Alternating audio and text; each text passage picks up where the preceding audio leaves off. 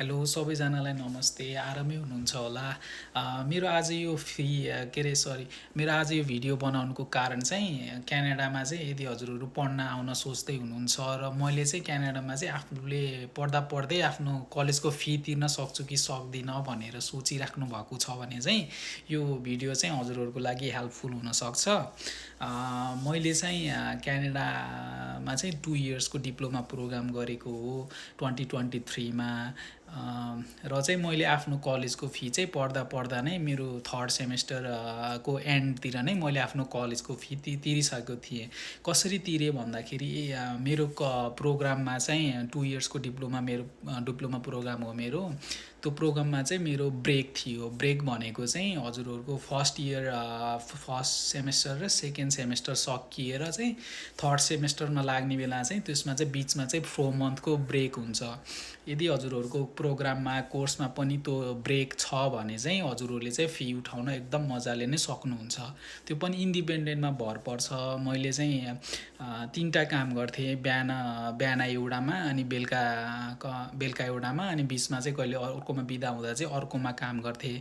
त्यसरी 3टा काम गरेर चाहिँ मैले आफ्नो कलेजको फी चाहिँ तिर्न सफल भएको थिएँ। मेरो अरू साथीहरू पनि हुनुहुन्थ्यो। कुनैले चाहिँ त्यसरी नै गरेर चाहिँ आफ्नो फी तिरिसक्नु भएको थियो। कुनैले चाहिँ 4th सेमेस्टरसम्ममा पनि आफ्नो फी तिर्न सक्नु भएको थिएन। त्यो चाहिँ इन्डिभिजुअलमा नि भर पर्छ। मेन कुरा भनेको चाहिँ हजुरहरूले सोच्नुपर्ने भनेको चाहिँ यदि हजुरहरूको पढ्न आउनु भएको प्रोग्राममा चाहिँ यदि बिचमा चाहिँ ब्रेक छ भने चाहिँ हजुरहरूलाई चाहिँ फी उठाउन एकदमै सजिलो हुन्छ। यदि हजुरहरूकोमा प्रोग्राममा चाहिँ ब्रेक छैन भने यदि कसैको चाहिँ कस्तो हुन्छ भन्दाखेरि रेगुलर पढाइ हुन्छ। जस्तै फर्स्ट इयर सकिएर अनि सेकेन्ड इयर लाग्दाखेरि चाहिँ बिचमा चाहिँ कुनै पनि ब्रेक हुन्न। एकदम कन्टिन्युअसली उनीहरूको पढाइ हुन्छ। त्यस्तो कन्टिन्युअसली पढाइ भयो भने चाहिँ फी उठाउन एकदमै गाह्रो हुन्छ। नेपालबाट मगाउने कन्डिसन नै आउँछ 80-90%। मेरो विचारमा चाहिँ मैले चाहिँ आफ्नो फी तिर्नुको मुख्य कारण चाहिँ 4 मन्थको बिचमा ब्रेक भएर चाहिँ मैले आफ्नो फी उठाउन सकेको हो।